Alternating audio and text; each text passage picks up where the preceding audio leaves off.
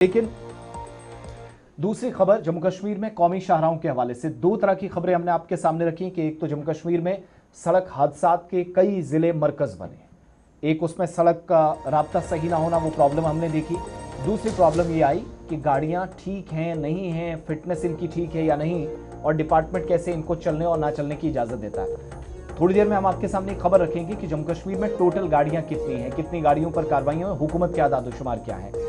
लेकिन पहले जरा हाईवेज के हवाले से, जम्मू कश्मीर में साल 2014 के बाद कौमी शाहराहों पर नेशनल हाईवेज पर लैंडस्लाइडिंग से वसी नुकसान जम्मू कश्मीर ने झेला है, और इस बात की तस्दीक मरकजी वजारत की तरफ से, नितिन गडकरी साहब की तरफ से की गई।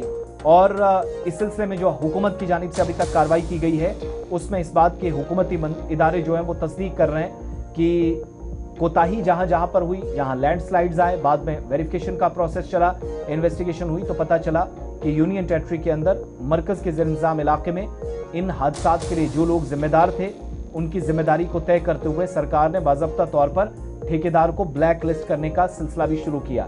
फिर एक और चीज कि कबल वक्त वार्निंग का निज़ाम कैसे ये बता सके, ये आइडेंटिफाई कर सके उन वनरेबल स्पॉट्स को जहां पर लैंडस्लाइड्स के खतरे के बायस नुकसान हो सकता है। नेशनल हाईवे की खराब हालत ये तो एक कहानी है, नेशनल हाईवे के ऊपर लैंडस्लाइड ये दूसरी परेशानी कि इन मंसूबों को पाए तकमील तक कैसे पहुंचाया जा रहा है, जो नेशनल हाईवे प्रोजेक्ट्स में शामिल किया जा रहा है और national highway authority of India इसमें काम कर रही है। डिटेल्स मरकजी वजारत की तरफ से दी गई, नितिन गडकरी की तरफ से, और सवाल पूछा गया था 280 नंबर, क्वेश्चन नंबर 280 लोकसभा के अंदर वेरितो फर्नांडिस की तरफ से पूछा गया कि रोड्स और जो फ्लाईओवर्स डैमेज हुए हैं तो उसमें उन्होंने पूरे मुल्क का डेटा सामने रखा, हमने उसमें से जम्मू कश्मीर का डेटा आपके सामने रखा।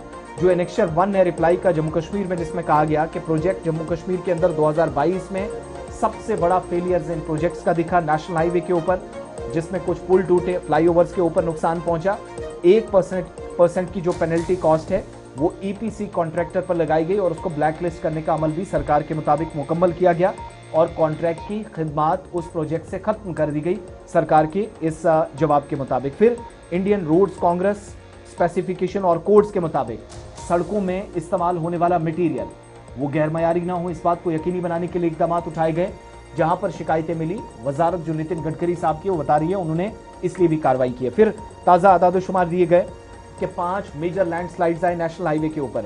जम्मू श्रीनगर नेशनल हाईवे पर एनेक्चर 3 के मुताबिक उधमपुर रामबन में, रामबन बनिहाल, मरोग जिगडोल, चिनेनी सुधमहादेव और सोनमर्ग टनल स्ट्रेचेज में 5 बड़े लैंडस्लाइड से जम्मू कश्मीर को नुकसान पहुंचा है। नेशनल हाईवे 44 जो रामबन का है, यहां बादल फटने का एक इंसिडेंट पेश आया। फिर बारिश हुई साल 2025 में, लैंडस्लाइड आया बली नाला के करीब थरार के मकाम पर, यहां करोल और कोबा बाग के अंदर नुकसान पहुंचा। सरकार ने इस बात की तस्दीक की। जो अभी इन दिनों आप हाईवेज की खराब हालत देख रहे हैं, ये दरअसल जवाब इसी पर हुकूमत का आया। 2026 में एक मैसिव लैंडस्लाइड आया देवल के करीब, जो समरोली की तस्वीरें आप देख रहे हैं कुछ दिन पहले, 79 के करीब, जो सरकार के मुताबिक 79 किलोमीटर के आसपास जो हिस्सा था वो मुकम्मल तौर पर, जिसमें माल बरदार गाड़ियां फंसी, मुसाफिरों वाली गाड़ियां फंसी, लैंडस्लाइडिंग से रास्ता मुतासिर हुआ। एक तो यहां पर रिटेनिंग वॉल को लेकर जो शिकायतें थी वो national highway authority of India ने उस पर जिम्मेदारी फिक्स की है। सरकार के मुताबिक रेस्टोरेशन का और क्लियरेंस का वर्क या काम मुकम्मल कर लिया गया और ये भी यकीन दिलाया गया है दोबारा इस जगह कोई ऐसी सूरत हाल नहीं बनेगी। लेकिन जब हम मकामी सतह पर देखते हैं तो ये डेटा बिल्कुल गलत साबित होता है। उसकी वजह यह है कि जरा सी बारिश होती है, मट्टी का तोदा या पहाड़ या ये जो चट्टान खिसकना और लैंडस्लाइड्स गिरना, ये एक न्यू नॉर्मल बन चुका है हाईवेज के ऊपर। यह हमने हाईवे पे देखा, खासतौर से समरोली का मकाम।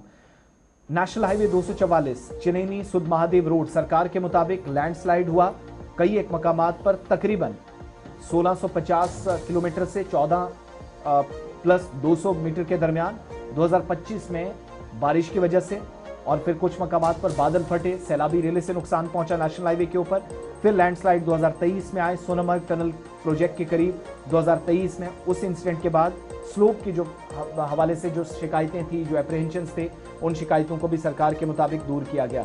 तो सरकार ने 2 चीज़ें क्लियर करने की कोशिश की हैं कि मुस्तकबिल करीब में लैंडस्लाइड से बार बार नेशनल हाईवेज मुतासिर ना हो, इस बात के लिए जो अमली इकदाम उठाने वो उठाए जा रहे हैं। प्लस नेशनल हाईवेज पर नुकसान जम्मू कश्मीर ने झेला है, ये प्रॉब्लम्स रही हैं। सरकार ने डीपीआरस को इम्प्रूव करने के हवाले से इकदाम उठाए। डिटेल प्रोजेक्ट रिपोर्ट अगर कहीं कमी रही उन कमियों को दूर करने का, और जहां मैकेनिज्म को दुरुस्त किया जा सकता है, काम गैरमयारी ना हो और अगर कोई कोताही बरतता है इन प्रोजेक्ट्स के दरमियान तो उन्हें जिम्मेदार भी ठहराया गया है, जिसमें ठेकेदार को ब्लैकलिस्ट तक करने का सरकार ने जवाब दिया है। ये तो एक बात।